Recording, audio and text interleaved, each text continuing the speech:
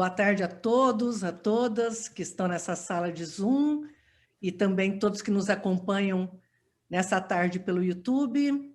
Boa noite à nossa convidada, Sofia Monsalve, que está na Alemanha e nos permitiu que a gente pudesse ter esse momento e esse encontro, mesmo sendo tão tarde. Para ela deve ser quase 10 horas da noite. Eu sou Tereza Campelo.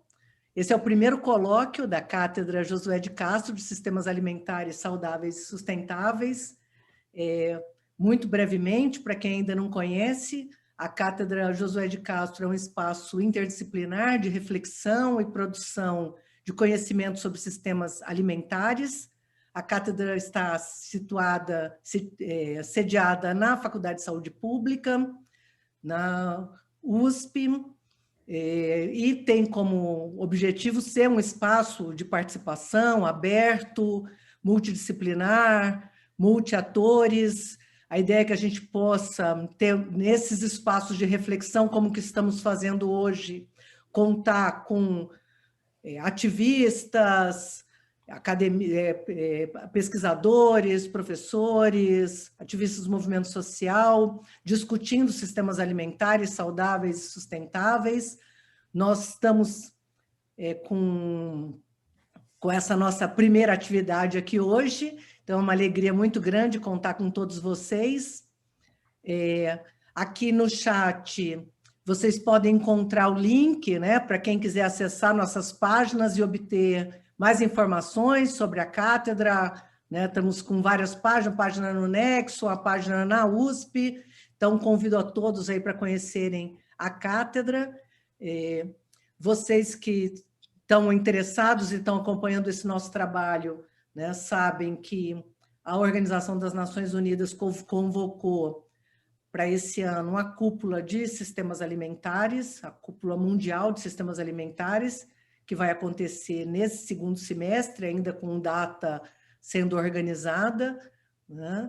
E eu acho que a cúpula vai ser um momento, esperamos que seja um momento estratégico para todos nós que estamos buscando construir sistemas alimentares saudáveis e sustentáveis. Esse eu acho que é o grande objetivo nosso nesse debate, ver até que ponto nós podemos acreditar que isso vai estar acontecendo ou não, né? Nosso objetivo aqui nesse colóquio é entender com a nossa convidada, Sofia Monsalve, um pouco os bastidores, né, da organização da cúpula de sistemas alimentares. Sofia tem participado de forma muito ativa e crítica, representando a sociedade civil nessas rodadas de discussão que antecedem ainda a pré-cúpula e a própria cúpula. Então, seria super importante para todos nós, não só nos atualizarmos, né, para podermos ter uma avaliação mais clara de como podemos agir e atuar, né, e se preparar para atuar na cúpula. Nessa atividade, eu acredito que o debate com a Sofia e também com alguns dos nossos convidados que vão poder interagir com a gente ao longo dessas 2 horas. Acho que nós vamos poder entender um pouco mais esse ambiente, o cenário, e certamente vai nos ajudar a construir e definir caminhos que podemos seguir para contribuir de forma mais efetiva no próximo período. Nós contamos com várias pessoas que têm participado desse debate também a nível internacional, professor Graziano da Silva, Renato Maluf, Beta Recine, tantos outros que estão aqui nessa sala conosco, né? Depois a gente, cada um que for podendo interagir, eu queria pedir para que se apresente também, né? E eu acho que a gente vai conseguir construir uma discussão bastante produtiva e saudável para nos ajudar a construir e interagir no próximo período. Nós mesmos, da Cátedra Josué de Castro de Sistemas Alimentares Saudáveis e Sustentáveis, e o Núcleo de Pesquisa Epidemiológica em Nutrição e Saúde, que até está aqui representado pelo professor Carlos Monteiro, Patrícia Jaime, nós temos a intenção de construir um diálogo pré-cúpula, né? Então, logo na sequência, podemos convidar todos para participar, Para quem nos acompanha, eu queria esclarecer que nós vamos estar construindo, nesse colóquio de hoje, né, um debate a duas línguas, né, sem tradução simultânea. Então, parte de nós vai falar em português, Sofia vai hablar em espanhol, parte de nós pode usar essa língua comum, que é o nosso portunhol, né? Como temos objetivos comuns e um desejo de construir sistemas alimentares saudáveis e sustentáveis, acredito que nessa reunião bilíngue vamos nos entender super bem, né? Então, peço a todos também para tentar falar devagar, despacito, que facilitará quem nos acompanha pelo YouTube a entender melhor, né? Esse evento está acontecendo, como eu já tinha dito, em 2 espaços. Nós temos parte da nossa audiência aqui numa sala Zoom, principalmente com alguns convidados e o grupo que acompanha a Cátedra Josué de Castro, e, ao mesmo tempo, nós temos convidados que nos acompanham pelo YouTube, que vão participar, né, pelo chat, aqui fazendo perguntas, colocando questões, criticando, discutindo também conosco, né?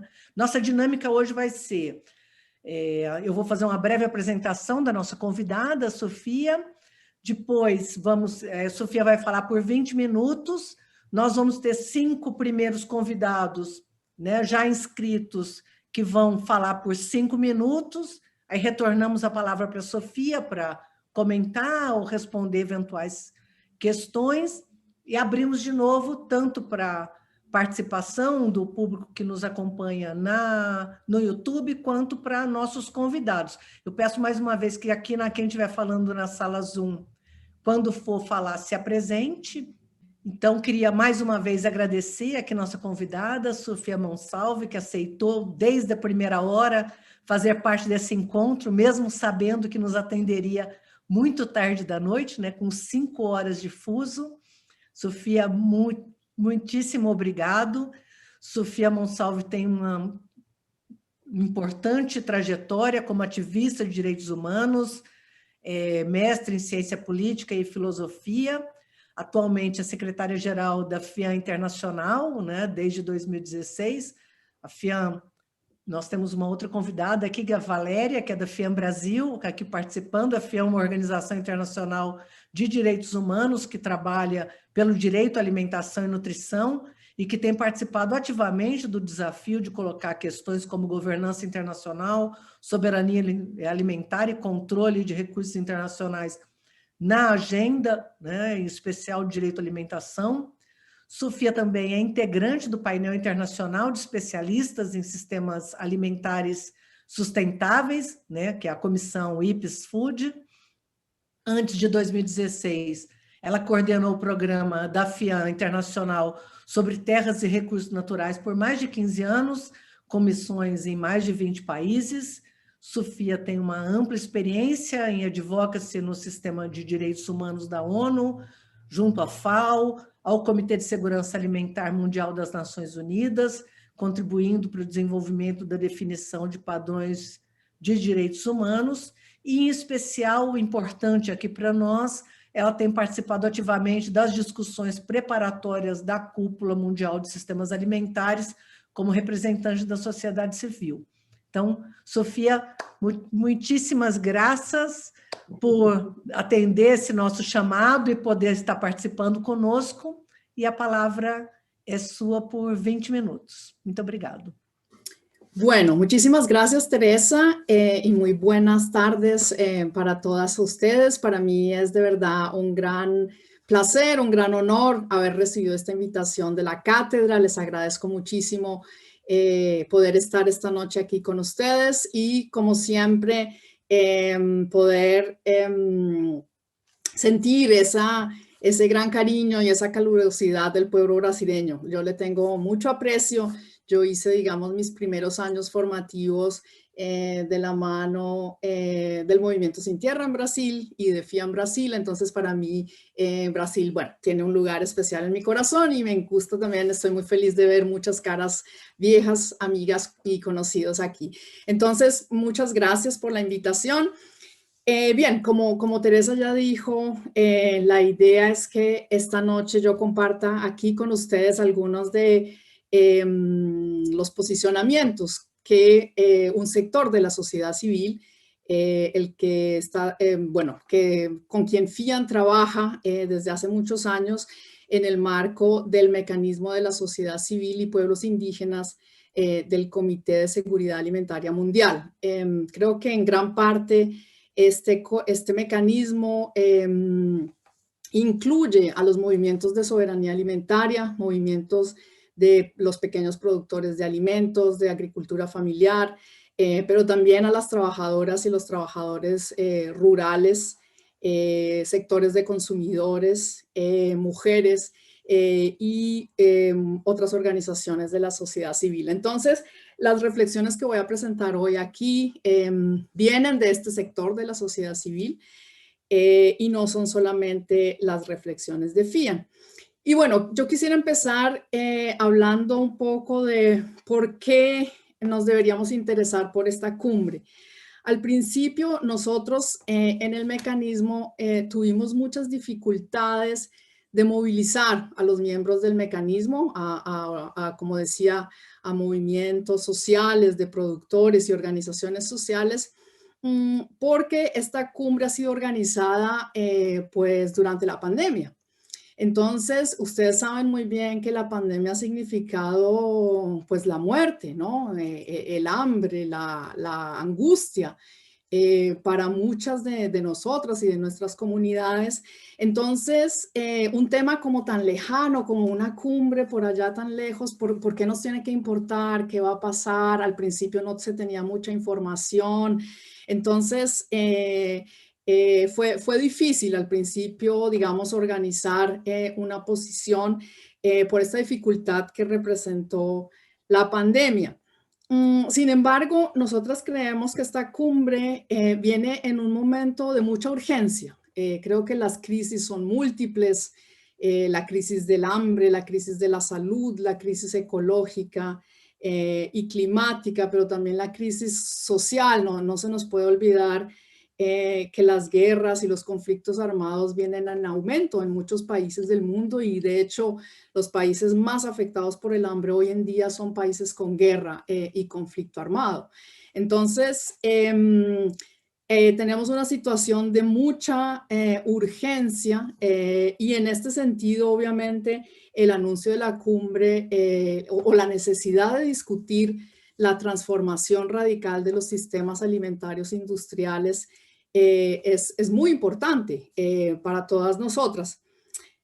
Entonces, el tema es importante, es vital, es esencial, pero también hay otro rasgo característico que es muy importante destacar y es que nos encontramos en un periodo de transición, de reconfiguración geopolítica, de reconfiguración social también y cultural.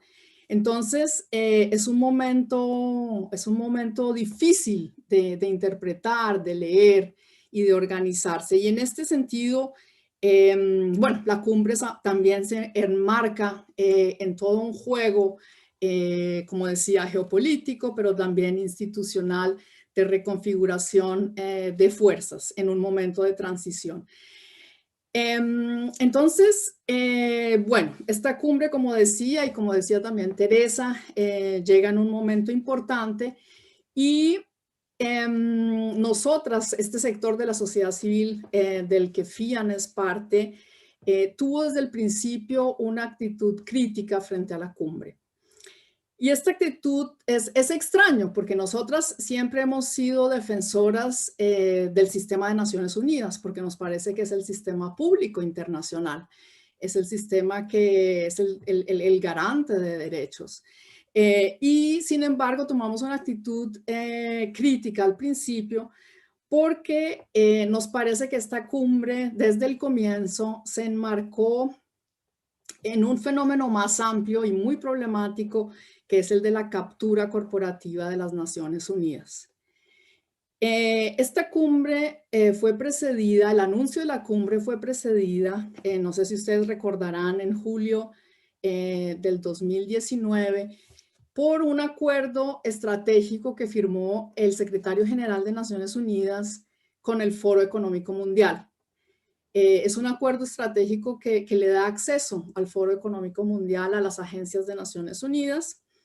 Y nosotras, varias organizaciones, ya en ese entonces movilizamos en contra de la firma de ese acuerdo, porque nos parece que va en contra de la Carta de Naciones Unidas y nos parece que las Naciones Unidas y su crisis no se van a salvar en la medida en que se les son entregadas al sector corporativo.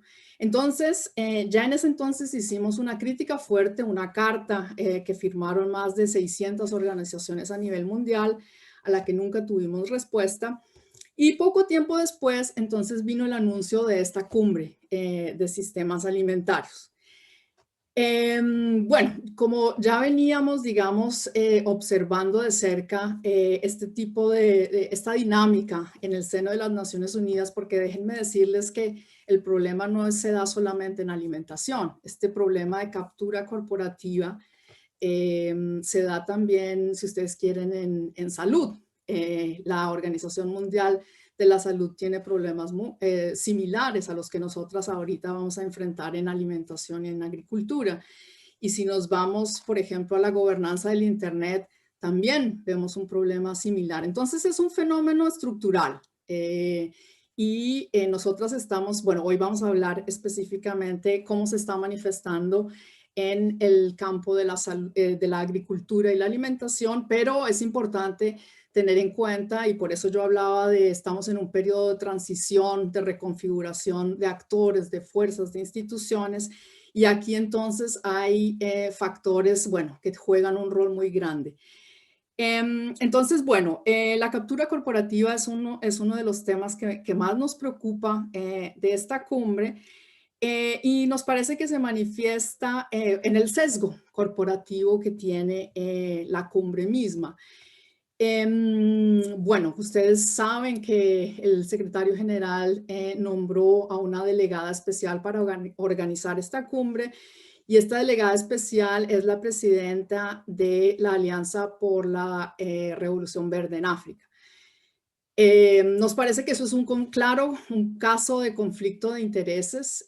Nos parece que nombrar a la presidenta de una alianza que quiere promover la agricultura industrial y corporativa deja entonces el rol neutro que tenían las Naciones Unidas de, si ustedes quieren, mediar como deberían hacer las instituciones públicas cuando se encuentran, digamos, conflictos sociales.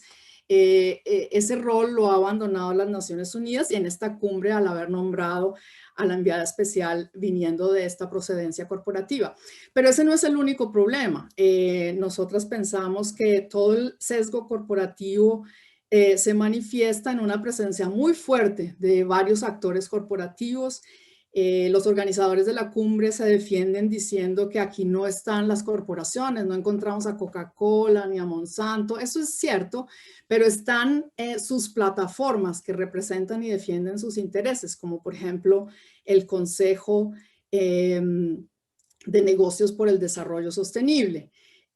O está también, como decía, el Foro Económico Mundial, y está todo un conglomerado de fundaciones filantrópicas, de redes de múltiples partes, como son, por ejemplo, el movimiento SUN, Scaling Up Nutrition, y este tipo de plataformas que no son en primera instancia corporaciones o empresas, pero sí son redes, son plataformas que están conectadas entre sí y que defienden los intereses de las corporaciones.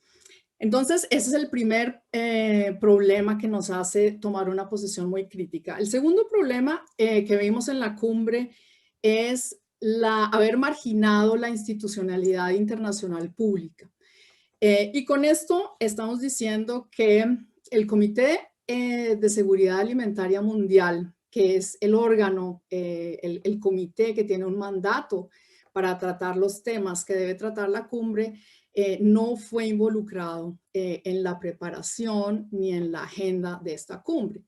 Para nosotros esto es un problema central porque nosotras consideramos que este comité es el espacio más democrático en Naciones Unidas que tienen los pueblos y sobre todo los grupos sociales más marginados, más afectados por el hambre y la malnutrición para discutir el tema de la alimentación.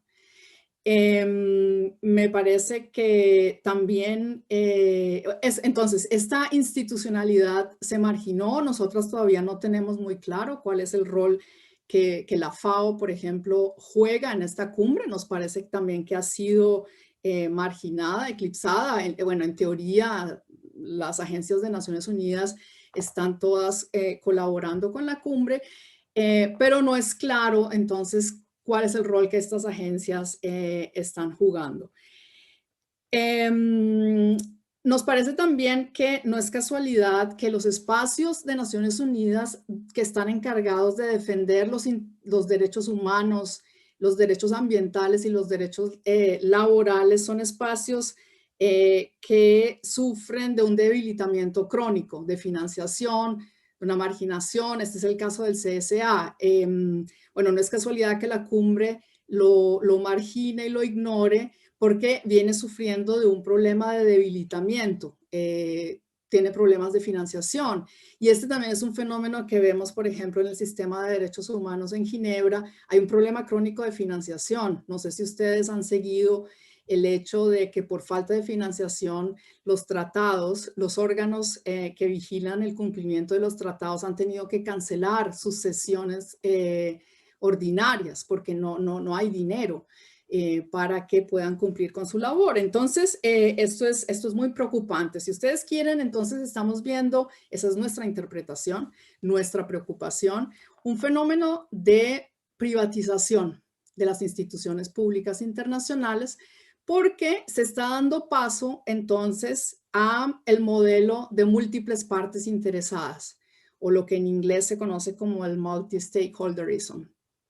Que las instituciones públicas internacionales se están transformando en unas mesas redondas de múltiples partes donde ya no hay roles y responsabilidades claras, reglas de juego claras, sino esto es, vengan todos, siéntense a la mesa, somos tremendamente participativos, somos tremendamente abiertos.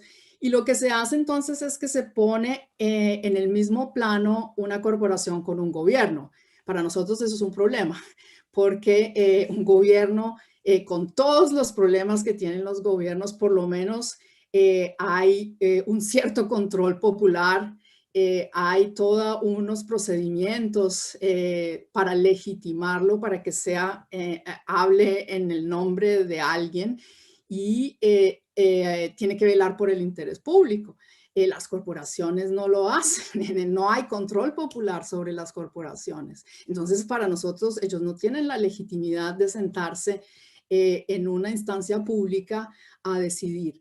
Además de que hay conflictos de interés. Estamos hablando que el problema de crisis que tenemos está en gran parte originado a causa de las corporaciones, a causa de toda la presión que el capitalismo financiero globalizado ha creado en destrucción de los recursos naturales, en enfermedades. La pandemia también es una expresión. Entonces, eso nos parece que es una situación muy complicada y nos parece entonces que esta cumbre está acelerando este proceso que podríamos llamarlo de privatización de las instituciones públicas internacionales y va a reemplazar reglas claras de juego por un proceso muy opaco, como el que se está dando en la cumbre, donde no son los gobiernos los que están decidiendo, sino es, como les decía, este conjunto de plataformas que representan intereses corporativos apoyadas por gobiernos poderosos del norte, sin duda varios gobiernos de de la Unión Europea y Estados Unidos están muy alineados y a favor de lo que esta cumbre representa. Otro factor muy importante para nosotros, con estos dos ya voy a terminar, es la cumbre y respetó la autonomía de la sociedad civil organizada. Creo que el Comité de Seguridad Alimentaria Mundial y la FAO tenían una política de respeto a la autonomía y a la capacidad de autoorganizarse de la sociedad civil. Y la cumbre entonces desconoce a las plataformas existentes y a los mecanismos de la sociedad civil organizada y lo que hace es escoger de manera que no sabemos con qué criterios a unos sectores de la sociedad civil para que estén, digamos, participando en el comité asesor de la cumbre o en otros estamentos que tiene esta cumbre. Pero para nosotros eso es un problema porque, como les decía, el movimiento de soberanía alimentaria ha luchado por democratizar las instituciones internacionales y en ese sentido nos parece que esto es un retroceso, volver a un sistema donde son los organizadores de la cumbre los que deciden quién va a hablar por la sociedad civil.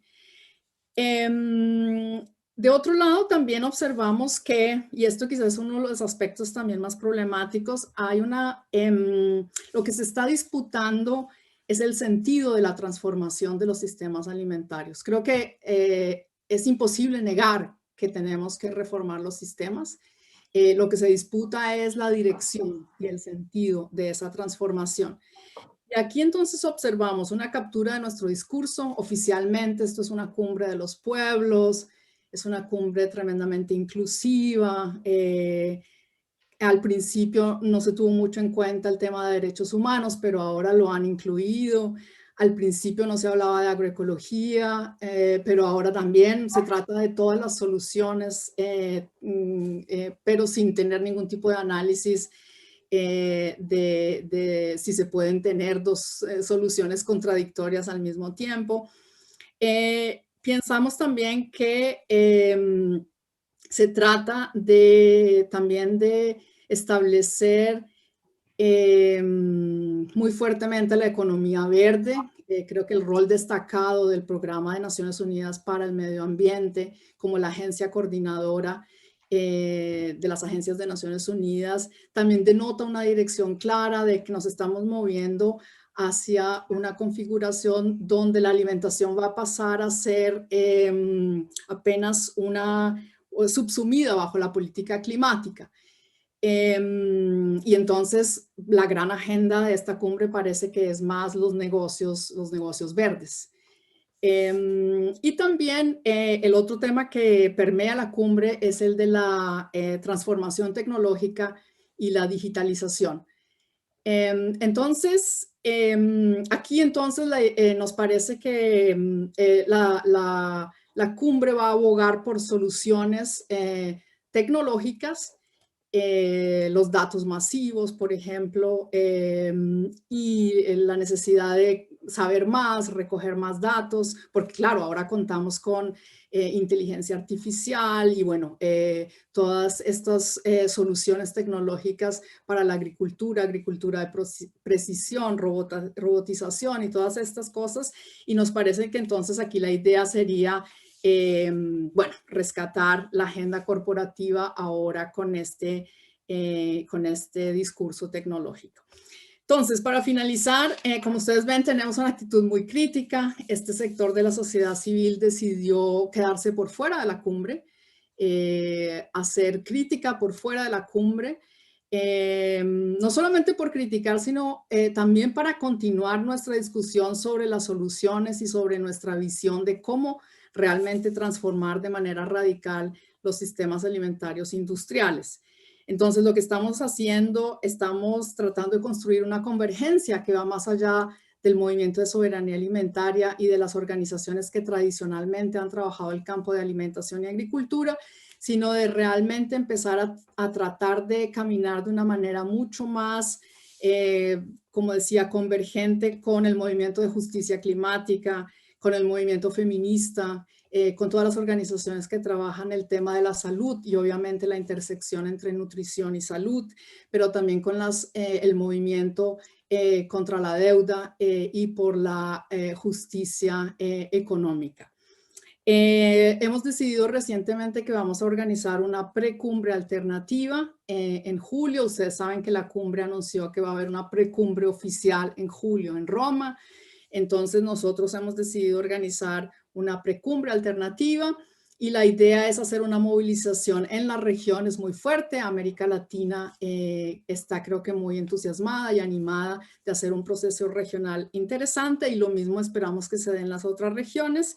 Y para la precumbre, bueno, estamos esperando tener una movilización, entonces, bueno, en esta mezcla de virtual con real, pero la idea entonces es tener un maratón el primer día, el segundo día tener discusiones a lo largo de las principales críticas que tenemos a la cumbre, y el tercer día las soluciones de los movimientos sociales y los diferentes sectores ciudadanos. Entonces, bueno, ahí dejaría mi primer aporte y les agradezco mucho la atención.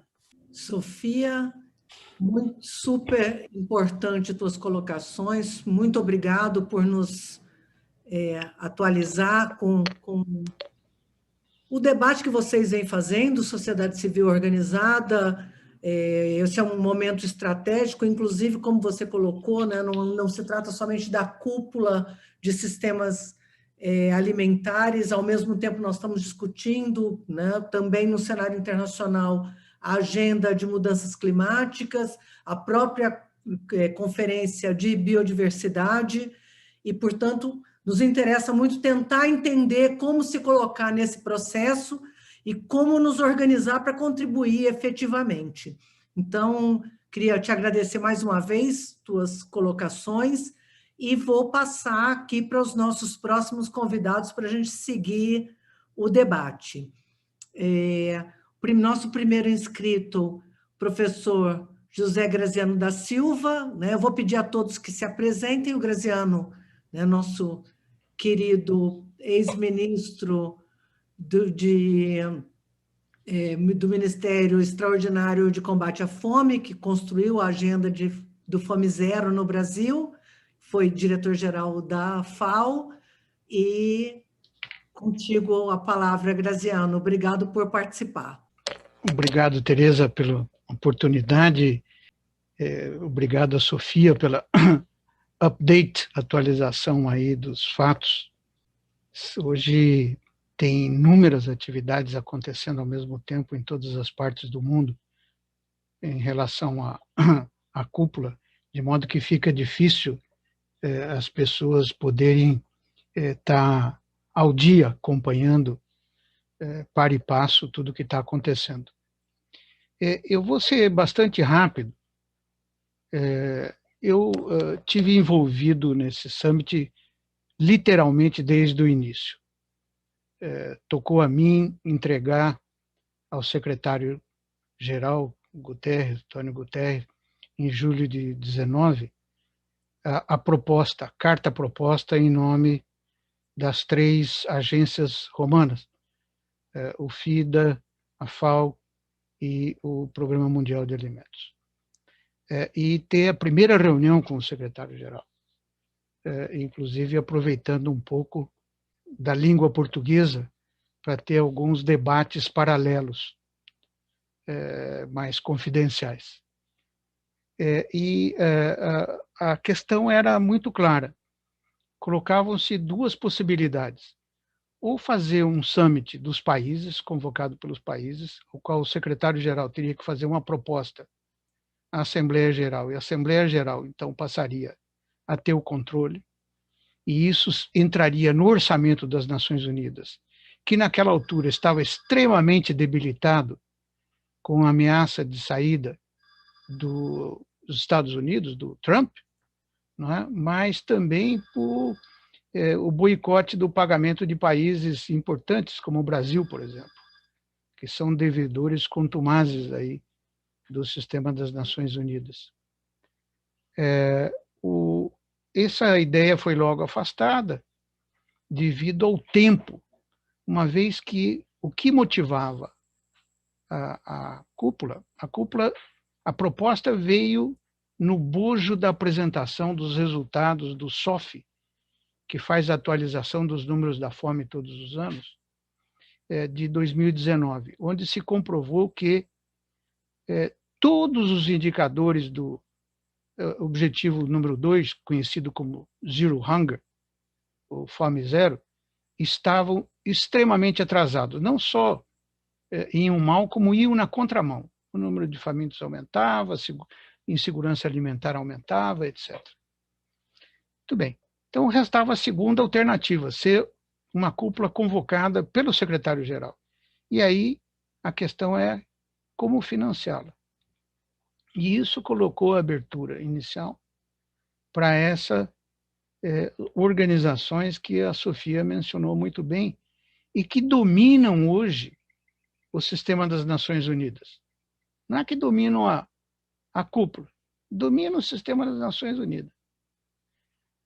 O orçamento das agências das Nações Unidas, ela mencionou a OMS. A OMS até que tem uma situação melhor do que a FAO, vou dizer a FAO. A FAO tem, quando eu cheguei, 80% do seu budget comprometido com pagamento de pessoal. Nós pagamos altíssimos salários e damos inúmeros privilégios aos funcionários da FAO para subcontratar consultores de toda ordem, não é? De modo que isso consome praticamente todo o orçamento dessas organizações. Então, não há dinheiro de como financiar. E os doadores são os países ricos, obviamente, que têm um papel preponderante, mas doam por projetos, e essas fundações que foram mencionadas, Bill Gates, a Kellogg's, a Rockefeller, não é? Que controlam a agenda, não é? Das organizações. Esse é um fato. Não é que elas controlam o Summit, elas controlam o sistema das Nações Unidas por aquele famoso mecanismo do aporte adicional. Os governos pagam o básico, que é a manutenção de pessoal, e o dinheiro para o projeto vem dessas organizações internacionais que controlam, de fato, o que se faz, as operações dessas agências. Né? Então, a pergunta que eu faço é, qual seria a alternativa? Quem é que poderia chamar uma cúpula, se não fosse esse sistema decadente das Nações Unidas que nós temos em vigor? Que eu concordo perfeitamente com a crítica feita pela Sofia, que está sendo cada vez mais privatizado, não é de agora. Né? Agora, qual é a alternativa? Né?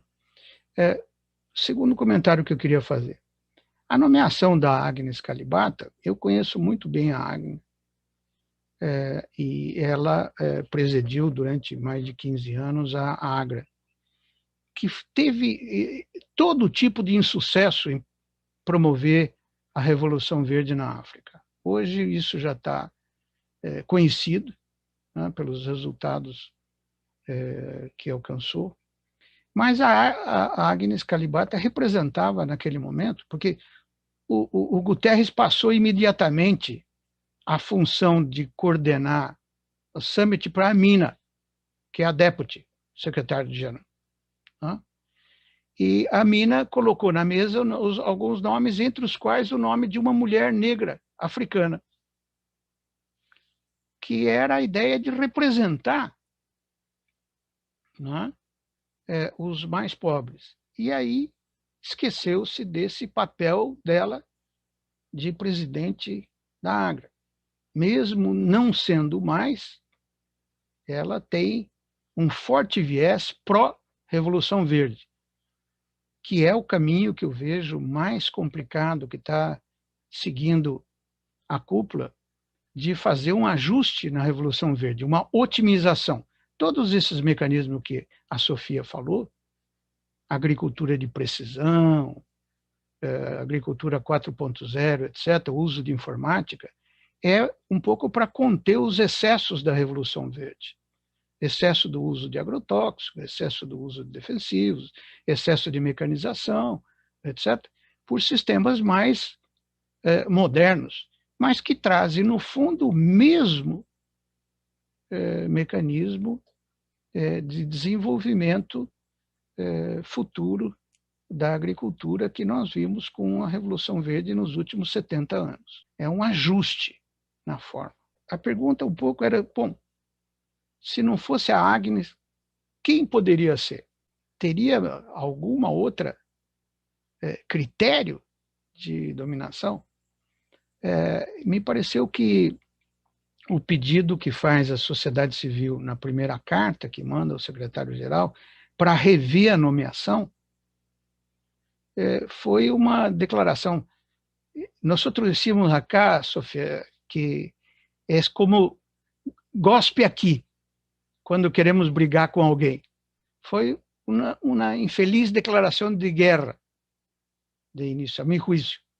Isso poderia ter sido conseguido via um outro mecanismo, inclusive através da intermediação do CFS, como acabou acontecendo. Porque atrás da nomeação da Agnes Kalibata vem um alemão, um diplomata alemão extremamente experiente, que está salvando a cúpula, que é o Martin Frick, né, que trabalhou comigo anos na FAO. Então, essa habilidade de compor, etc., que não é parte da agenda inicial, mas que acabou sendo construída pela luta da sociedade civil e pela entrada do CFS, o CFS entrou na disputa pela cúpula, me parece importante. O que eu acho que está em aberto? Eu acho que tem duas questões grandes em aberto nesse momento, contando com essa cúpula pré-cumbre alternativa que vai ser a sociedade civil. Acho que há duas questões em aberto. A primeira é uma pergunta difícil de responder. Quem representa os famintos? Eu sempre digo que em toda a minha vida nunca consegui encontrar nem uma associação de malnutridos, nem muito menos um sindicato de famintos. Ou seja, os famintos são sempre representados por alguém. E essa disputa pela representação se vê claramente no interior da sociedade civil e na sociedade civil em sua disputa com outros mecanismos, inclusive com o setor privado. Porque o Sun Movement, que você mencionou bem, se arroga o direito de representar os desnutridos, ser essa associação dos desnutridos. Então, eu acho que essa é uma questão aberta. Decidir quem participa da cúpula, quem tem voz ativa, é um pouco decidir quem é, de fato, que representa os setores que representam os famintos e os desnutridos. Um segundo elemento que eu acho que está em aberto é o pós-summit. Quando se decide que vai ser um Summit of the People, como diz o secretário-geral, e não vai ser um summit dos países, não vai haver uma negociação de um documento final, não é? Vai haver um conjunto de declarações que vão ser obtidas por relativo consenso. E para obter consenso, muitas vezes, se dilui os elementos de controvérsia. É a única maneira, muitas vezes, de conseguir consensos, não é? Ainda mais com prazos tão apertados como nós temos. Mas o problema maior, no meu ponto de ver, e depois da cúpula, quem vai operacionalizar o que for decidido? Está se criando hoje, por exemplo, eu vi do Martin Frick, uma declaração em Bruxelas, que vai ser criado um fundo contra a fome, Zero Hunger Fund. Eu acho que merece todo o nosso apoio. Agora, quem é que vai botar o dinheiro, quem é que vai controlar esse fundo? Na mão de quem vai ficar essa decisão? Não é? Inicialmente se pensou no CFS, que o CFS podia ser. Agora, o CFS não representa todo o sistema Nações Unidas. Partes importantes do sistema Nações Unidas. Não é? A Organização Mundial do Comércio não está, né? O World Economic Forum não está, etc. Há uma série de organismos multilaterais que não são representados pelo atual sistema Nações Unidas. Então, quem é que controlaria esse implementação desses mecanismos que forem criados e decididos no Summit? Essa me parece a segunda grande questão em aberto, né? Um terceiro comentário, e termino, Tereza. Se a sociedade civil não participa e faz um protesto num movimento paralelo, ela cumpre mais uma vez o seu papel crítico, que se espera sempre da sociedade civil, e tem todos os métodos. Mas esse medo de se comprometer com os resultados pode ter um custo alto também dela ser alijada dos mecanismos que se estabelecerão depois da cúpula para a implementação dos resultados. Então, minha questão é se vale a pena realmente fazer um protesto, marcar uma posição, explicitar as divergências e ficar fora da cortar o bolo. Termino por aqui. Obrigado. Nossa, Graziano, super obrigado. Eu acho que com essas informações que você traz, nos ajuda a tornar o debate ainda muito mais complexo, né? Qual seria a alternativa? O que de fato está em jogo? O que fica aberto? Aponta para uma questão que eu acho que todos nós já ficamos preocupados, independente das questões que a Sofia já vinha trazendo, né? Que é se acabar tendo um resultado da cúpula, que são grandes consensos que não permitem que a gente avance no tempo e com a urgência necessária, e principalmente agora essa tua última reflexão sobre quem advoga pelos desnutridos. Tem muita gente participando aqui no nosso chat, né? Nós estamos com mais de 300 pessoas acompanhando o debate e muitos comentando exatamente essa preocupação que você trouxe agora. Então, vou passar para o Renato, que acho que agrega, não só por conhecer o cenário internacional, por também já ter participado, né, de instâncias internacionais nessa agenda de alimentação, como nos agrega também com as pesquisas que a gente recentemente, o Renato liderou. Renato Maluf, contigo, que é a palavra. Muito obrigado, Tereza. Muito boa noite a todas e todos que nos acompanham. Quero fazer um elogio aqui à cátedra pela iniciativa, agradecer o convite. Estou muito contente de reencontrar, mesmo que remotamente, Sofia, que há muito tempo não via. E gostei muito da sua apresentação, da maneira como colocou as questões, né? Muito na linha das boas reflexões e proposições que, do meu ponto de vista, emanam, né, do mecanismo da sociedade civil, e que, como a Sofia bem lembrou, né, é um mecanismo que se desenvolveu principalmente em torno de, talvez, um dos únicos, né, as únicas instâncias das Nações Unidas com participação social, que é o CSA, né, que é o CIAPES, e um processo que eu pude acompanhar razoavelmente durante um certo período, ou no período quando tínhamos algo aqui no Brasil que nos fazia participar. E eu vou tentar ser breve, Tereza, aqui, Sofia. Eu não sei se são propriamente perguntas, eu pensei aqui em 3 comentários, mais para contribuir para a reflexão. A primeira é, escutando a Sofia, eu acompanhei um pouco o debate que vem acontecendo na sociedade civil, do mecanismo, né? Agora ouvindo o Graziano, e a minha primeira pergunta é: e por que se decidiu fazer uma cúpula nesse momento? O que explica? De repente, as Nações Unidas resolve convocar uma cúpula nesse tempo sobre sistemas alimentares e convocada e implementada da maneira como a Sofia descreveu, né? Uma maneira que um pouco, vamos dizer assim, passa por fora do já acumulado, né? Uma maneira que, pelo menos num primeiro momento, pelo que eu entendi da descrição, é uma cúpula que cria, né, uma dinâmica própria, secundariza instâncias como o CFS, a própria FAO, a OMS, e para responder questões que, bom, enfim, elas podem, até deveriam, ser abordadas com uma visão sistêmica, mas acho que é uma visão sistêmica que guarda muito pouca relação com aquilo que nos interessa, né? Aquilo que interessa a essa realidade que o Graziano mencionou, Tereza reforçou e Sofia falou, né?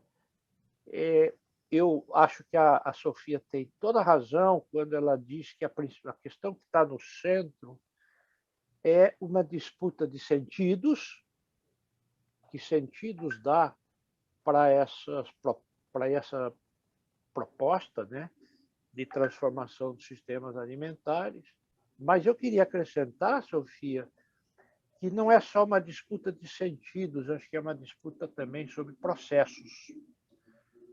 Por que eu estou fazendo essa diferenciação? Porque está na moda a discussão de transição. 10 entre 10 consultores, 10 entre 10 agências estão com esse slogan, né? Transição dos sistemas alimentares em direção à sustentabilidade, com dietas saudáveis, é uma espécie de slogan. Que não está incorreto, tá? Ainda bem, né, que isso está levantado. Mas quando você vai olhar esses documentos, você nota que eles pecam por uma espécie de formalismo mecanicista, que diz assim: esta é a situação atual, crítica nos aspectos A, B, C, D, e o que nós queremos é isso. Aí você olha aqui e fica se perguntando, e como é que chega daqui até aqui? Supondo que você esteja de acordo com o objetivo. Então, a Sofia diz, o que está em disputa é onde se quer chegar, para que lado ir. E eu estou dizendo, para mim está em disputa também os processos que são pensados de como se chega ou não, né? Em algum futuro, em algum objetivo na frente. Isso é muito importante porque uma visão apropriada de sistemas alimentares, ela tem que ter uma abordagem sobre dinâmicas sistêmicas e, sobretudo em países como o Brasil, e eu acredito que na maioria dos países da América Latina, para não falar de boa parte do chamado terceiro mundo, são países em que nada pode ser discutido sem que você coloque em primeiro plano o tema das desigualdades sociais.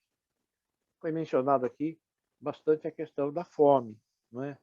Que é um dos produtos dessa infernal máquina de geração de desigualdades que é o capitalismo. Pois bem, os sistemas alimentares, em muitos países, a começar pelo nosso, são um dos principais promotores de desigualdade social. É da história do Brasil, todos os que estudam desigualdade social do Brasil concordam. A estrutura fundiária, a concentração da propriedade da terra é uma das causas mais reconhecidas e comprovadas de desigualdade social. Eu pergunto, o que é que está na base desses sistemas alimentares que estão sendo discutidos, se não isso, particularmente quando se fala sistema alimentar no plano mundial? Então, eu diria assim, pensar processos implica, desde logo, ter uma visão sistêmica adequada e que saiba identificar e apontar as dinâmicas sistêmicas que são, entre outras coisas, geradoras de desigualdade. Eu poderia acrescentar geradoras também de impactos ambientais. Na maior parte das vezes, caminham juntos. E, em segundo lugar, pensar a política. Nós temos trabalhado aqui no nosso grupo com a ideia da política dos alimentos. Não é com a política pública, não é com a política alimentar, com a política dos alimentos. Há uma dimensão inescapavelmente política nos alimentos. O que significa que existem interesses, conflitos, opiniões distintas em torno dos alimentos e da alimentação. Onde está isso? Não é? Pelo que a Sofia descreveu, e um pouco da complementação do Graziano, embora o Graziano tenha mencionado aí algumas iniciativas que tentaram, vamos dizer assim, amenizar, né, essa captura da cúpula. Aparentemente, a política foi levada, né, para um lado dela e a possibilidade do exercício do debate ficou bastante comprometida. Então, naturalmente, esse é o encaminhamento que naturalmente leva para a discussão técnica. É como se o problema fosse mesmo de digitalização, não é? Ou outras dessas soluções que quase sempre aparecem por aí. Eu dizia que há uma questão de concepção de sistemas alimentares. Nós também estamos desenvolvendo aqui, nas nossas pesquisas, uma abordagem multiescalar de sistemas alimentares, para dizer o seguinte: os sistemas alimentares, você pode identificar sistemas alimentares em distintas escalas. Existem algumas questões que conformam o sistema alimentar mundial, onde aparece o tema das corporações, que a Sofia destacou. Existem os sistemas nacionais, existem os sistemas, digamos, territoriais locais. Pois bem, esses sistemas, em múltiplas escalas, eles se interagem entre si, coexistem e de forma conflitiva. Então, a minha pergunta é: de que sistema alimentar estamos falando? Ou de quais sistemas alimentares estamos falando? Será que a cúpula dará espaço para se pensar que existem sistemas alimentares, no plural, com distintas escalas que coexistem, com complementaridades e conflitos? Esse é um outro aspecto. Um terceiro, penúltimo aspecto diz respeito ao contexto, que já foi mencionado, né? A Sofia mesmo mencionou. Que implicações tem você convocar uma cúpula neste contexto de múltiplas crises, como bem ressaltou a Sofia, né?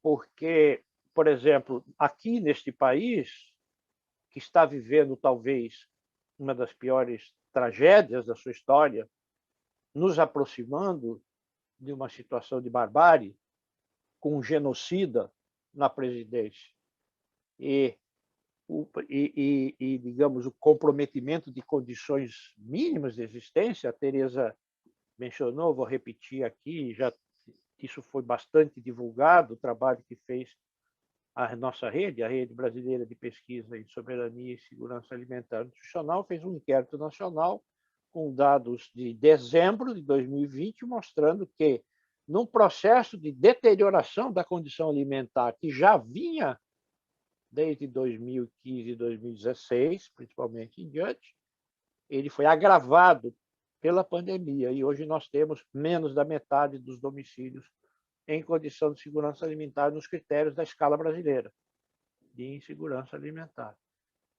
Menos da metade, um número que já foi superior a 70%. Então, este país conseguiu a proeza de, em 5 anos, retroceder 15. E em 7 anos, retroceder mais do que 15. Voltamos a um patamar anterior a 2004. E pior. Portanto, é possível que se desfaçam processos que vinham sendo construídos. Quem está no coração disso é o sistema alimentar. Claro, são as políticas públicas. É claro que é autoritarismo. É claro que é a falta de democracia. Não é? Então, o que é discutir sistema alimentar num contexto como esse, de um país que volta a ter 20 milhões, quase de 20 milhões de famintos, né? E, por fim, sobre a institucionalidade. Acho que se apontou muito bem a ideia da privatização, né, das instituições públicas. Já foi comentado que é uma convocação que passa por fora de institucionalidades estabelecidas, particularmente corpos multilaterais, órgãos multilaterais. E eu estou me lembrando, Graziano deve se lembrar também, a Sofia estava nisso também, na crise de 2007, 2006, 2007, em que estávamos em muitos espaços, né, trabalhando a ideia do enfrentamento da crise, as Nações Unidas sai uma força-tarefa, depois cria-se os Scaling Up Nutrition, quase todas as iniciativas que passam por fora da institucionalidade. O que significa isso? Passar por fora da institucionalidade estabelecida. Entre outras implicações, está passar por fora da política pública, para passar por fora do papel do Estado, que acaba ficando secundarizado. E isso é um pouco uma marca da atuação de algumas dessas fundações privadas que vemos por aí. Então, eu terminaria dizendo isso. Qual é o lugar das políticas públicas e do Estado numa discussão do sistema alimentar, né? Que está em questão. Eu agradeço mais uma vez, desculpa que eu passei um pouquinho do tempo, mas o tema é bastante entusiasmante. Obrigado, viu? Obrigado, Renato. Você não se apresentou, né, Renato? Eu tinha apresentado o Graziano, vou ter que te apresentar aqui. Eu sou o Renato Maluf, professor da Universidade Federal Rural do Rio de Janeiro, atualmente coordeno a rede brasileira de pesquisa que eu mencionei, sou do Fórum Brasileiro e, enfim, já participei de um bocado de coisas nesse métier aí. Fui presidente do Conselho também. Ex-presidente do Conselho, isso. Agora nós vamos... E fui membro do painel de especialistas do CSA, em segurança alimentar. Isso mesmo. Obrigado, Maluf. Agora está inscrita a Beta e tem muita gente participando aqui no nosso chat, e uma das perguntas, na verdade, não poderia ser uma pergunta para a Sofia, porque pergunta como está esse processo no Brasil. Eu vou aproveitar e instigar um pouco a Beta para puxar o assunto também para a agenda nacional, como está se posicionando o governo, como as coisas estão andando, sociedade civil no Brasil, que nos ajude também a montar um pouco esse quadro. Elisabetta Recine, professora da UNB, nutricionista, e também foi presidente do Conselho, né, no momento em que ele foi extinto pelo governo Bolsonaro, ela estava como presidente do Conselho. Beta. Obrigada, Tereza. Só para avisar que a culpa da extinção não é minha, tá? É coletiva.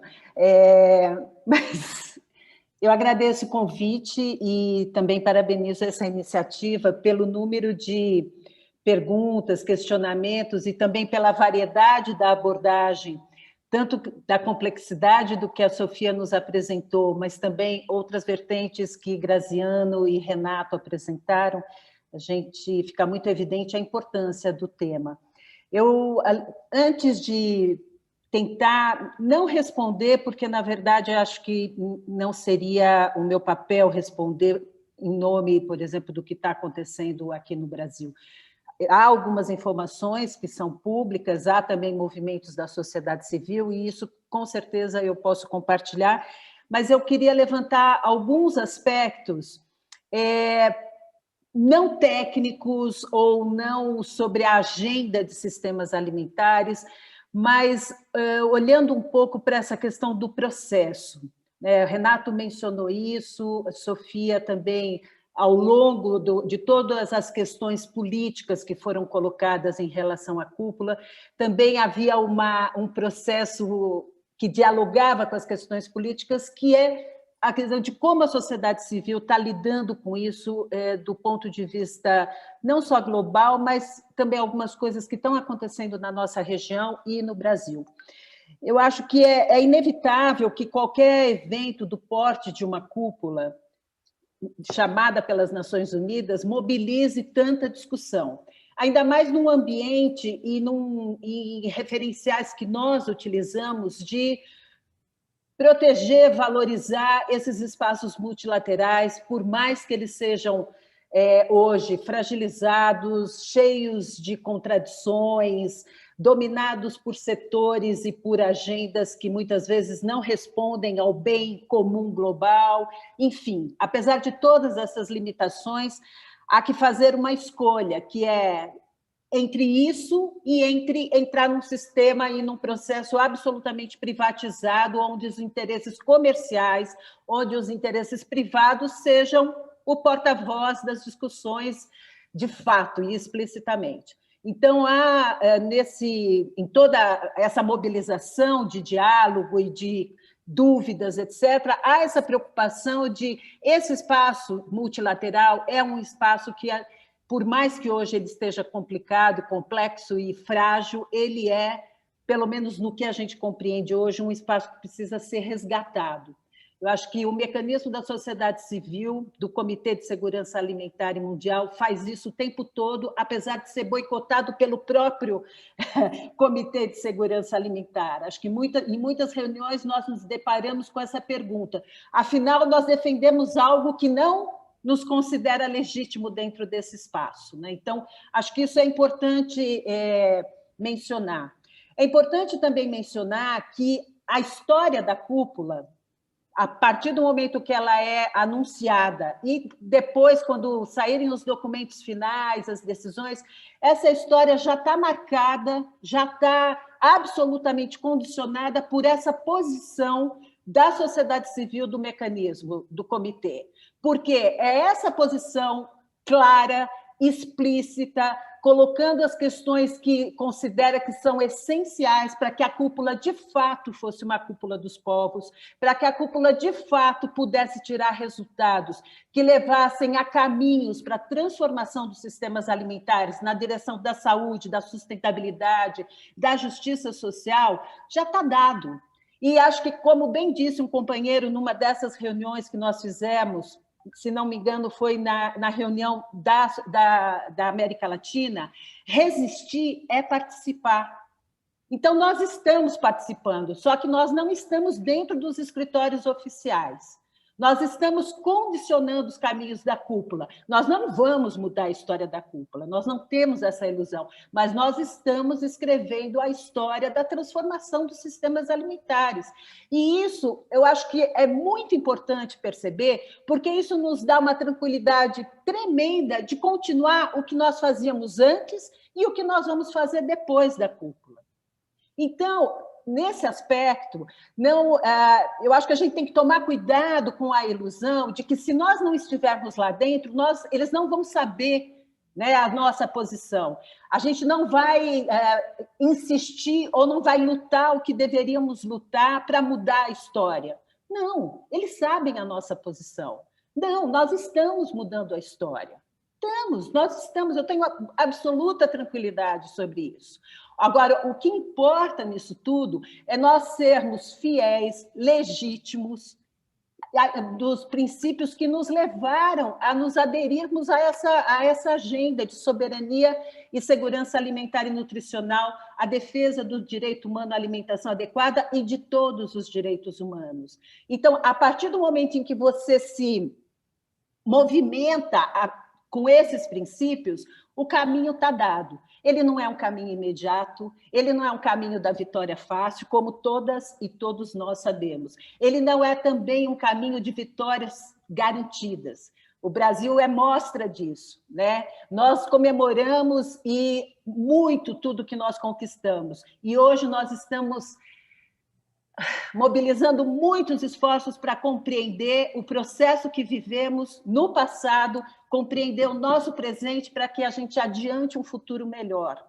Então, eu gostaria de, na verdade, focar a minha fala nisso, né? Focar que a história está sendo feita e não importa qual é a sala que a gente esteja, a história está sendo feita. É a legitimidade dos movimentos sociais, a legitimidade das organizações da sociedade civil, que dialogam com a realidade, que dialogam com aqueles que passam fome, são aqueles que se mobilizam aqui no Brasil e no mundo todo para minimizar o impacto da pandemia.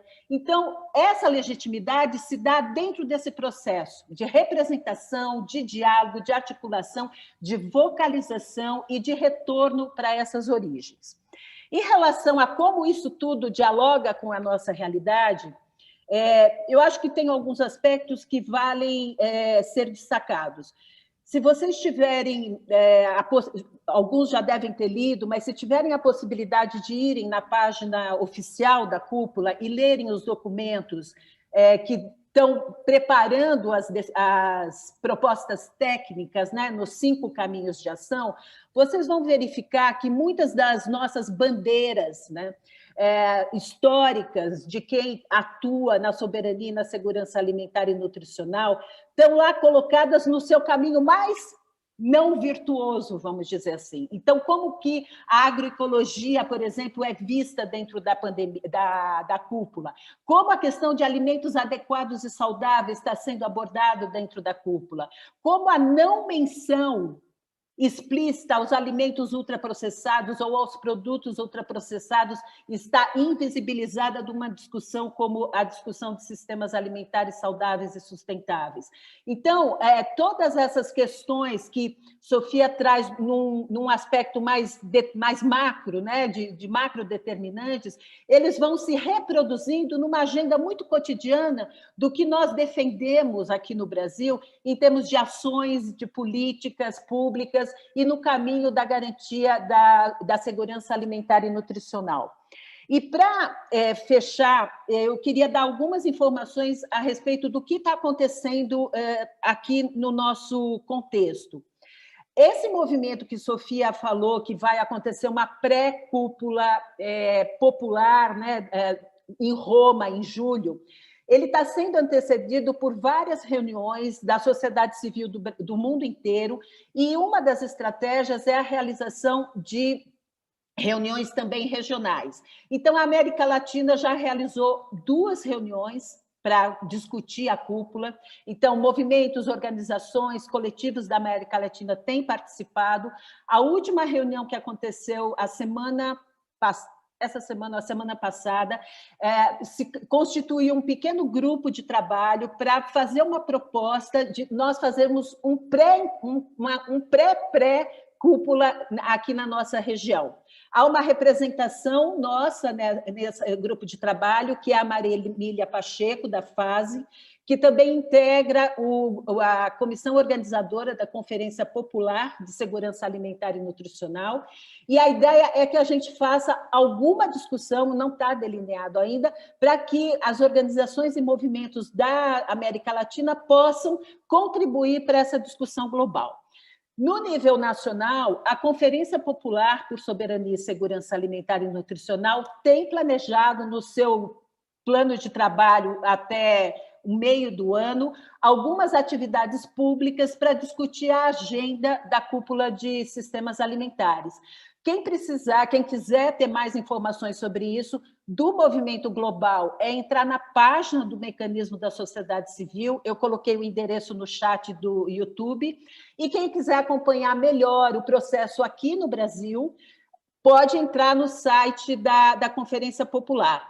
E só terminando, Tereza, eu quero anunciar que amanhã, às 10 horas, no Facebook e no YouTube, a Conferência Popular está fazendo um ato político para dar mais reverberação ainda a esses dados que a rede de pesquisa anunciou há alguns dias atrás sobre o aumento da fome, e a partir daí a gente intensificar ainda mais um movimento social para a gente barrar o aumento desse flagelo em nosso país. Muitíssimo obrigada. Obrigada, Beta. Super importante teus aportes. Nós estamos aqui com várias perguntas no chat, mas eu queria, para poder a gente voltar já para a Sofia poder comentar um pouco as várias questões, passar para o André. Eu tinha proposto fazer 5 intervenções, mas eu vou reduzir para 4. Passar para o André. O André é diretor-presidente do Instituto Ibirapitanga. Ele também nós estamos fazendo todo esse debate. O André tem, junto com a gente, pensado como construir também uma atuação e tentar contribuir e interferir, né, na construção dessa agenda de debate da cúpula de sistemas alimentares no Brasil. E depois a gente podia voltar para a Sofia, ela fazer alguns comentários e a gente fazer uma segunda rodada, ouvindo também um pouco os questionamentos e colocações que quem está nos acompanhando no YouTube está fazendo. Contigo, André, obrigado. Obrigado, Tereza. Boa noite a todos e todas. Eu queria primeiro elogiar a iniciativa da Cátedra Josué de Castro de organizar esse debate. Eu acho que é fundamental que a gente possa manter espaços como esse de reflexão, e já agradecer a fala inicial da Sofia e dos demais colegas. Acho que a Sofia traz um panorama bastante cristalino, né, do que foi o processo de construção da cúpula. A gente tem participado de diversas discussões em que a percepção é de que os questionamentos, né, à cúpula e ao processo vêm se fortalecendo e se acumulando. E eu queria destacar algumas coisas e fazer um pouco uma colocação, meio pergunta, sobre a qual eu gostaria de ouvir a Sofia depois, né? Então, a primeira, um pouco parte, né, dessa percepção de que as críticas que estão sendo feitas hoje à cúpula, elas não são novas, elas já eram feitas antes, né? Então, no fundo, o que a gente está diante é de um processo político de relações de poder, acho que isso foi muito bem destacado, quando a Sofia fala sobre a captura corporativa, quando o Graziano amplifica isso, não só para o contexto da cúpula, mas para o sistema das Nações Unidas. E se a gente quiser extrapolar isso além do sistema das Nações Unidas, os processos de captura corporativa operam em diversos outros espaços de poder, no Estado, na sociedade, espaços multilaterais. Quer dizer, isso é um dado, né, do nosso contexto e das dinâmicas políticas que se colocam principalmente em áreas como alimentação, e que os interesses econômicos são muito fortes, né? Então, isso é um pouco o ponto de partida e queria reforçar, né, e concordando com a maneira pela qual a Sofia apresenta esse processo. Mas se a gente partir disso, né, se trata talvez menos de trazer informações que estavam ocultas aos atores que estão operando o processo da cúpula, né, porque não se trata de apresentar informações, mas de reconhecer que isso é um jogo de interesses, é um jogo de política, é um jogo de forças. Acho que Beta falou muito bem nesse sentido, né? O que eu acho que tem uma questão que é uma cúpula como essa, né, acho que o Graziano também apontou, né, tem o antes, tem o durante, tem o depois, ela é o que acontece nesse palco principal, mas ela é também todo o conjunto de conversas e articulações que se instauram ao redor da cúpula, né? E eu acho que talvez nessa estratégia, né, entre reforçar um processo que é viciado desde saída, né, que está construído sobre um chassi redutor dos espaços de democratização, né, dos debates e das negociações, né, ou criar um processo paralelo que denuncia justamente os vícios do processo da cúpula, né? Mas existe uma questão que eu queria ressaltar, e essa é a minha pergunta para a Sofia, que é quais são as oportunidades que a sociedade civil tem para, justamente nesse processo, em que principalmente governos estão mais sob o maior escrutínio da sociedade, porque estão sendo chamados a se posicionar sobre as questões suscitadas, né, pela cúpula, né? A minha percepção é de que esses espaços, dentro de um processo como esse, se ampliam. E deixar de aproveitar esse processo para justamente provocar posições de governos, evidenciar, né, as negociações e acordos que estão sendo feitos, muitas vezes para denunciar os efeitos que uma cúpula dessa pode gerar, me parece uma oportunidade muito importante, né? E talvez seja insuficiente, quer dizer, necessário, do ponto de vista da denúncia do processo e da produção de um outro espaço de incidência, como a Beta apresentou, mas talvez deixe de aproveitar, né, uma oportunidade que é justamente provocar, nesse momento em que os governos estão sendo chamados a construir posições, para que isso seja feito sob um maior escrutínio da sociedade civil, né, forçando governos a assumirem compromissos públicos dentro das dinâmicas não só que acontecem no âmbito internacional da cúpula, mas dentro dos países, né, no âmbito nacional. Então, eu queria um pouco te ouvir sobre esse papel potencial da sociedade civil e que oportunidades a gente teria ou eventualmente estaria perdendo, né, em não ocupar alguns desses espaços de construção da cúpula. Sofia, acho que você podia, nós estamos com um tempinho, né? Eu acho que não vai dar tempo de fazer uma outra rodada com essa dimensão, mas eu acho que você podia se posicionar um pouco sobre essas questões que foram colocadas inicialmente, depois a gente falar um pouco, recolher as questões que vieram, né, por quem está participando do YouTube, e aí você retomava de novo e fazia um encerramento. Bueno, muy bien. Muchas gracias, Teresa, y muchas gracias a Graciano, a Renato y a Beta y a André por los comentarios. Bueno, es un debate apasionante y las preguntas de Graciano son provocadoras, entonces agradezco mucho. Bien, alternativa a la ONU. Es cierto, no tenemos. No tenemos alternativa a la ONU en este momento.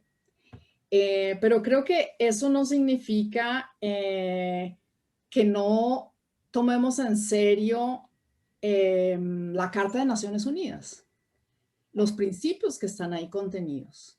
Y en ese sentido es justamente porque nos importa tanto el espíritu que hay ahí recogido en esa carta, que tenemos que poner el debate muy en serio. Entonces, lo hemos dicho, no podemos comprometer los principios. Por supuesto, tenemos que seguir discutiendo con la ONU. El problema es que el secretario general no responde a nuestra carta. Nunca hemos tenido respuesta del secretario general. Eso también hay que decirlo así, ¿no? Entonces, no es una señal muy afortunada nunca habernos respondido, ¿no?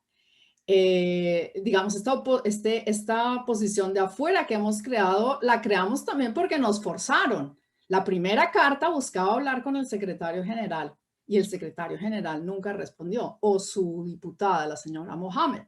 Entonces, es complicado, pero yo estoy de acuerdo que no tenemos en este momento otra alternativa. Y entonces ahí creo que me parece que evidentemente la discusión va a estar en qué va a pasar después de la cumbre y quién se va a encargar, porque la cumbre evidentemente es un evento. Observamos con preocupación que los diálogos nacionales, las plataformas digitales que se están creando, es posible que de alguna manera se establezcan, no sabemos muy bien de qué formato. Pero hasta ahora lo que se plantea es que quienes van a quedar encargados del seguimiento pues son el CSA y la FAO. Van a tener en todo caso un rol destacado. Entonces creo que la discusión va a estar en el CSA y en FAO. Y la discusión va a ser como se ha planteado aquí, cómo los vamos a reformar. Porque evidentemente no estaban haciendo un buen papel, o por lo menos no el papel que necesitamos. Evidentemente el Comité de Seguridad Alimentaria tiene que tener más actores, evidentemente tiene que estar la Organización Mundial del Comercio, tiene que haber justamente ser un espacio de convergencia para tratar de coordinar política pública internacional, pero para eso tenemos que hablar de una reforma y tenemos que hablar de los recursos, cómo vamos a movilizar los recursos públicos. Esa es una discusión. Me parece que debemos también estar, hay que sintonizarla con discusiones en otros lugares del sistema, como es, por ejemplo, toda la discusión sobre las finanzas para el desarrollo. En Estados Unidos están discutiendo justamente en este momento cómo crear un piso básico de impuesto a las corporaciones. Ese es el tema. Internacionalmente se están dando las discusiones sobre una agencia de Naciones Unidas sobre impuestos. Pues es que si no rescatamos las finanzas públicas, la capacidad de los estados de recaudar recursos, regular las corporaciones que no están pagando impuestos en ningún lugar, cerrar los paraísos fiscales, evidentemente nunca vamos a tener los recursos que necesitamos, pero nosotros vemos que hay alguna abertura se está dando y no va a ser inmediato, pero nos parece que ese tiene que ser el camino. Entonces, la discusión va a estar ahora en el CSA y en la FAO sobre cómo necesitamos reformar estas instituciones y nuestra aspiración es que obviamente sean más democráticas y ahí es donde entonces nosotros vamos a dar seguimiento. Bien, esa es una cuestión. Si no nos da miedo de quedarnos por fuera, bueno, como estoy diciendo y creo que también lo decía Beta, a ver, estamos hablando de principios, es una cosa realmente muy seria la que está en juego. Entonces, es arriesgado, estamos tomando el riesgo, pero lo estamos tomando el riesgo como decía Beta, con la tranquilidad de que sabemos que quienes están reformando los sistemas alimentarios de la manera que nos necesitamos son las iniciativas populares desde abajo. Y yo creo que en Brasil, si ustedes toman Brasil o Sudáfrica o Estados Unidos, están pasando cosas muy importantes, muy interesantes, de cómo movimientos productores de alimentos están colaborando, trabajando muy de cerca con actores como, por ejemplo, los promotores populares de salud, y están conectándose y tejiendo nuevas relaciones sociales y nuevos lazos justamente con los hambrientos en las ciudades que no tienen trabajo, que perdieron el trabajo. Ustedes conocen mejor su país y sus datos y saben que estamos hablando de cosas realmente de dimensiones importantes, y cosas similares suceden en Estados Unidos o en Sudáfrica. Entonces, la transformación de los sistemas se está dando, y se está dando desde abajo. Entonces, a nivel internacional tenemos que ser fieles a los principios y consonantes con lo que se construye desde abajo. Estoy de acuerdo con Renato que no es una disputa solamente sobre sentidos, sino sobre procesos. Quizás yo lo llamé, nosotros lo vemos más desde la óptica de la privatización de la gobernanza, y ahí es donde, digamos, ese es el principal proceso que nos parece en disputa, y evidentemente estamos también de acuerdo. Yo no entré aquí a hablar de nuestra crítica al concepto de sistema alimentario que la cumbre está promoviendo, pero estoy de acuerdo, digamos, con los planteamientos que él estaba haciendo de un análisis sistémico, y eso es realmente lo que la cumbre no está haciendo, aunque se llame de sistemas alimentarios. Pero el tema de tierra, concentración de la tierra a nivel mundial, que ahora tenemos terratenientes globales, que este conglomerado de palma aceitera Wilmar controla más de 3 millones de hectáreas a nivel mundial, que necesitaríamos ahora una reforma agraria planetaria. De eso no habla nadie, obviamente. Entonces, no hay visión sistémica en realidad en la cumbre. Entonces, estoy de acuerdo con los puntos que colocaba Renato.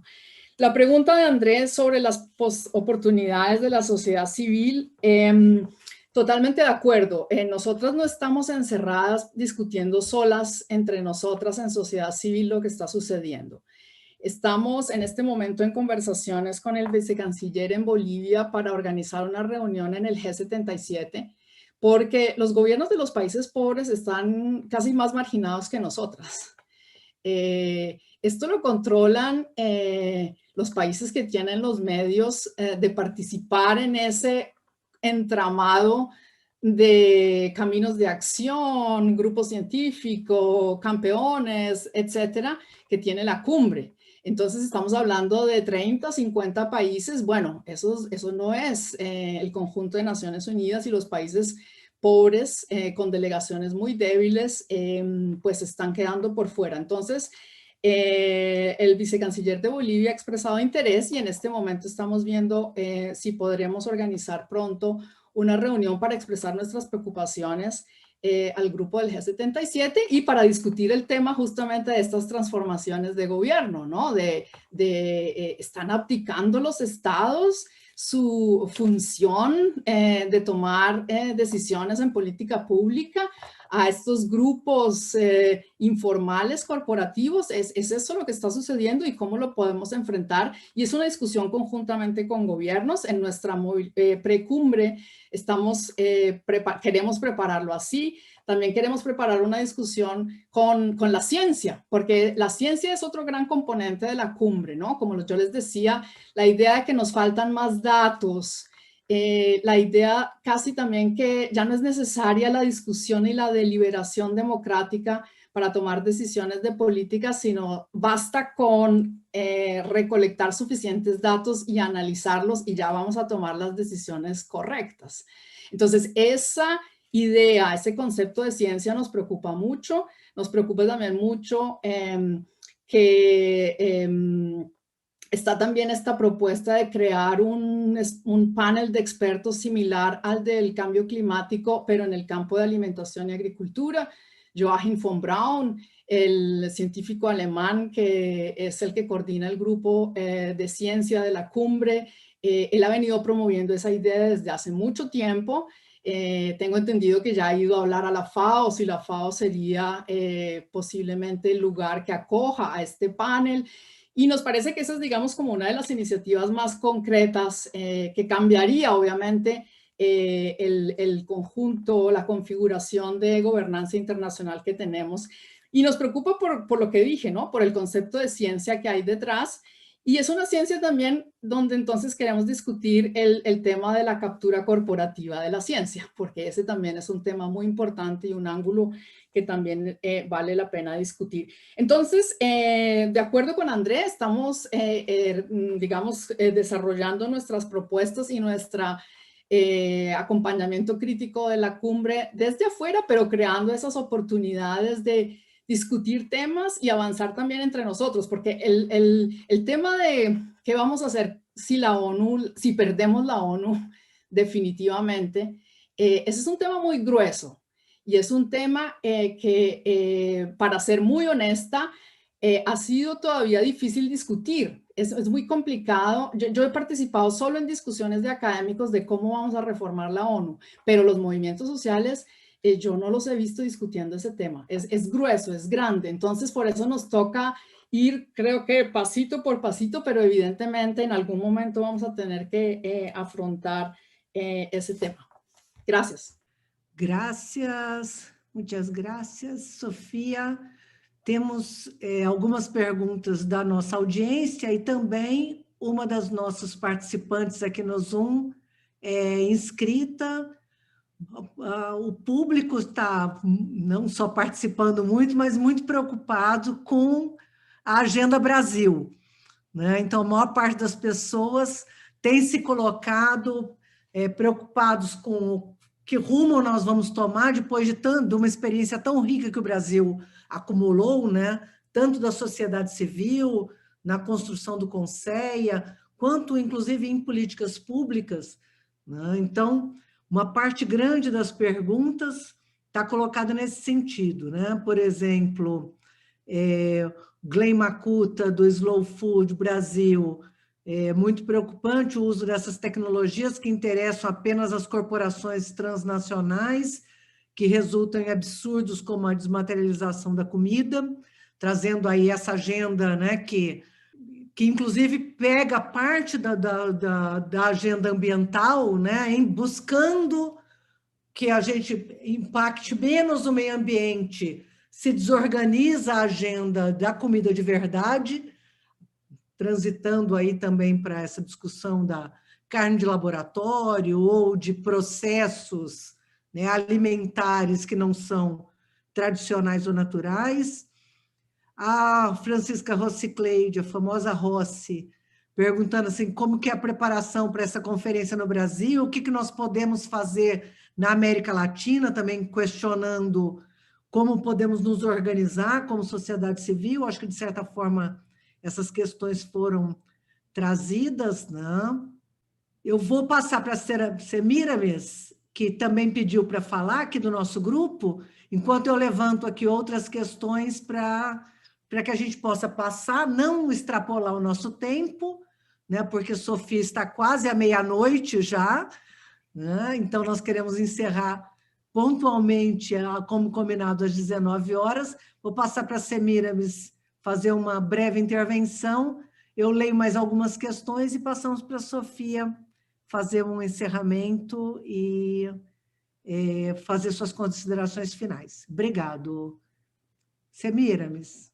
Obrigada, Tereza.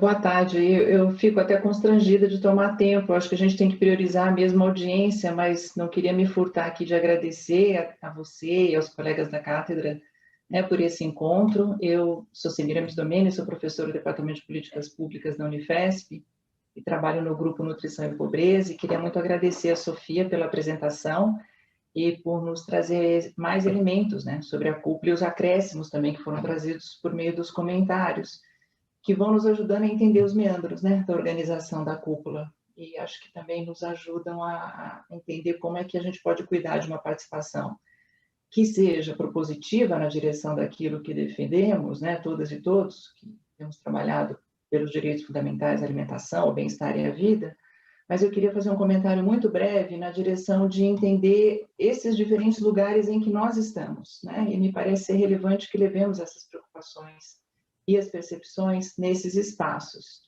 Eu milito no campo da dietética, né? No campo da comida no prato, e há um potencial muito importante de mobilização, diria, invisível, no que se refere à elaboração de cardápios, né? Então, a disseminação de diretrizes que reafirmam o papel transformador e a elaboração cotidiana de milhares de cardápios, né, que podem ser feitos a partir de alimentos produzidos em sistemas alimentares com caráter mais regenerativo, ao lado de uma segunda dimensão, e aí já concluo, que é da formação em saúde, mas também em outras áreas, né, mas em saúde em especial, que eu gostaria de trazer aqui, que é a percepção da crise de representatividade, né, que a gente percebe nesses espaços e como a gente tem sentido na vida, né, sentido amplo. A gente está numa crise de representatividade muito sem precedentes. Então, essa é a minha reflexão, só um lugar aí de incidência que me é muito caro, tanto no campo da dietética, para a valorização de cardápios com alimentos produzidos em sistemas, então, que defendemos, né, mas também no campo da formação, né, de trabalharmos nas universidades e nas escolas, com a temática da alimentação, também numa perspectiva de formação de lideranças. Então, é porque, acreditando no poder da formiga, para fortalecer o formigueiro, e pensando nos processos, né, que nos protejam do massacre desses sistemas hegemônicos, é que a gente não tem tido muito descanso, né? Tem aí uma frente preciosa, na minha opinião, de incidência, aliás, duas, né, a dietética e a formação. Então, queria agradecer a Sofia e a oportunidade dessa conversa aqui hoje com vocês. Obrigada, Tereza. Desculpe se eu tomei muito tempo. Imagina, Semíramis, obrigado você. Eu acho que a maior parte das questões, né, a gente já tinha conseguido levantar e tratar, inclusive com a intervenção da Beta, do Renato, do Graziano e do André.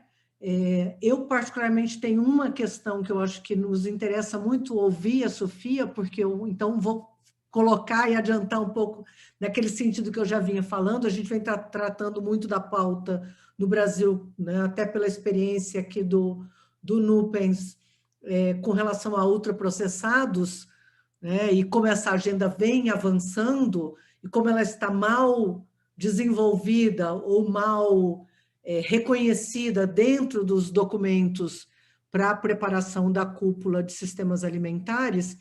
Mas uma das questões que me preocupa com relação à articulação da sociedade civil é que eu percebo que a gente deveria tentar aproximar essa construção dos atores que militam pelo direito à alimentação e, como a gente trata no Brasil, pela comida de verdade, né? Aqui no Brasil, na América Latina, nós temos um movimento forte de resistência, né? No Brasil é o arroz, o feijão, no resto da América Latina o milho, e um conjunto de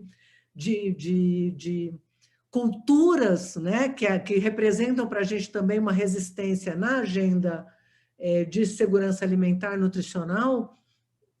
Mas eu percebo que seria muito importante conseguirmos aproximar, inclusive do ponto de vista dos ativistas, da sociedade civil, os movimentos de direito à alimentação, né, da comida de verdade, com a agenda de sustentabilidade e dos movimentos que lutam pela agenda, né, contra o aquecimento global, pela agenda de diversidade. Então, de certa forma, aqui no Brasil a gente percebe isso muito, né? Até a linguagem, né? Os espaços de militância são separados, né? Como na tua avaliação a gente poderia construir uma agenda que fosse mais unificada? Porque quanto mais separados nós estivermos, né, mais difícil será lutar pela transformação dos sistemas alimentares. Então, eu percebo que, e uma das tarefas que a gente tem tentado se colocar aqui, né, nesse grupo e na agenda da cátedra, é exatamente como juntar esses mundos, né, daqueles que estão lutando, né, pela agenda, né, de mudanças climáticas, com o direito à alimentação, com diversidade, e a pauta de sistemas alimentares é uma pauta estratégica, né? Eu sempre falava muito isso. Quando você fala em mudanças climáticas, automaticamente as pessoas pensam na agenda de transporte, na agenda de combustíveis e a agenda de sistemas alimentares, do ponto de vista de impactos gerais, talvez tenha impactos similares à própria agenda de necessidade de transformação, né, da agenda de combustíveis, né, dos fósseis, e ela é pouco desenvolvida e pouco tratada. Então, queria um pouco te ouvir também como que a gente pode tentar articular e juntar esses mundos para que a gente não fique tratando, né, a COP agora que vai acontecer, né, separada da agenda da cúpula de alimentos, separada da conferência de biodiversidade, como a gente articula esses vários movimentos para poder, de fato, implementar um processo de transformação que passe pelos sistemas alimentares. E aí, já aproveito me despedindo aqui, né, dos nossos parceiros, passo a palavra para a Sofia também, para suas considerações finais e para se despedir. Sí, muchas gracias, Teresa Semiramis, por las consideraciones. Bueno, yo creo que es posible que en algunos años le tengamos que agradecer a la cumbre haber sido el catalizador de forjar este movimiento más grande que tú estás diciendo, ¿no? El que sea, pienso que habíamos estado ya obviamente desde hace muchos años tratando de tener esas conversaciones, ¿no? Con la gente que trabaja nutrición, dietas, salud, justicia climática, pero bueno, es complejo, ¿no? Pienso que estamos hablando de un nuevo grado, es un salto de organización, yo pienso, ¿no? Entonces, en esa medida es bastante complejo. No solamente son las agendas, el lenguaje, sino son diferentes historias y trayectorias de organización de las que estamos hablando aquí, ¿no? Entonces, yo pienso que la cumbre ha sido un catalizador de tener, digamos, de manera más rápida y con una voluntad ahora más grande de tener esa conversación. Y de hecho, el espacio alternativo que hemos creado por fuera tiene la aspiración de ir más allá del Comité de Seguridad Alimentaria, del mecanismo de sociedad civil sobre temas alimentarios, porque claro, ese es el mundo sobre todo muy dominado por la producción de alimentos, agricultura familiar, etcétera. Y la aspiración entonces es ahora justamente reforzar los lazos, la agenda común con los movimientos de salud, con los movimientos feministas, con los movimientos ambientales y el movimiento incluso, como yo decía, de justicia económica, ¿no? De la deuda y las finanzas internacionales. El movimiento también de justicia epistémica, nuevas tecnologías, ese también necesitamos rápido entender las cuestiones centrales de digitalización y crear también nuestra agenda, ¿no? Entonces, yo pienso que la cumbre ha sido un catalizador y yo pienso que esto va a cambiar el paisaje organizativo nuestro. Yo pienso que si tenemos éxito en la precumbre y en lo que estamos construyendo ahora, yo pienso que las redes que teníamos antes no van a ser las mismas. Y de hecho ya estamos coordinando posiciones frente a las discusiones sobre biodiversidad, que también son muy importantes, ¿no? Estamos ya creando la capacidad de poder incidir en esa agenda y de simultáneamente. Y para la COP también estamos creando lo mismo. Y también hay otro esfuerzo donde queremos poder también, hace poco nos movilizamos, por ejemplo, por una iniciativa muy similar a la de esta cumbre, pero en el campo de la gobernanza tecnológica y del Internet. Obviamente liderados por las organizaciones que tradicionalmente siguen el tema, pero nosotros como FIAN los apoyamos porque tenemos una agenda común contra la captura corporativa. Y hemos creado también con educación y con salud. Entonces, estamos dando esos pasos, pero lleva tiempo, es complejo, pero ahí vamos. El Movimiento de Soberanía Alimentaria anunció también que está preparando una gran, no sé cómo la van a llamar, un gran encuentro popular para el próximo año, donde, digamos, me imagino que muchos de estos procesos se van a decantar. La idea es que la soberanía alimentaria, digamos, se ponga en diálogo sistémico.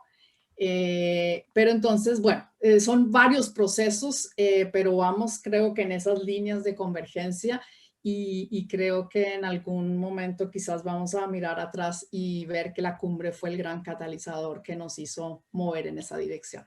Entonces, de nuevo, les agradezco muchísimo la invitación, las preguntas, la conversación. Creo que nosotras, mucho de la democratización del sistema internacional que ahora estamos defendiendo, se la debemos a Brasil, a su pueblo por su lucha y a su gobierno, porque en su momento pienso que Brasil jugó un papel central durante la crisis del 2007-2008 para defender el sistema de Naciones Unidas, jugó un papel central en la reforma del CSA. Y en esa medida se me olvidó decirle a Graciano que si no es Agnes Calibata, ¿quién hubiera sido? Pues alguna de las presidentas del CONSEA hubiera sido mucho más interesante que tener a esta señora, y me parece que hubiera sido realmente mucho más visionario, pero bueno, así es la vida. Entonces, muchísimas gracias. Fue un placer estar hoy con ustedes. Obrigado mais uma vez, Sofia. Já quase meia-noite, uma alegria enorme ter podido te ouvir e manter essa charla. Para nós foi estratégico, eu acho que nós seguimos o debate aqui no Brasil, a cátedra quer continuar tentando interferir, acreditando que é possível, sim, construir sistemas alimentares saudáveis e sustentáveis. O Brasil tem uma experiência fantástica nessa agenda, tanto com sociedade civil, quanto com a intervenção e a construção de políticas públicas.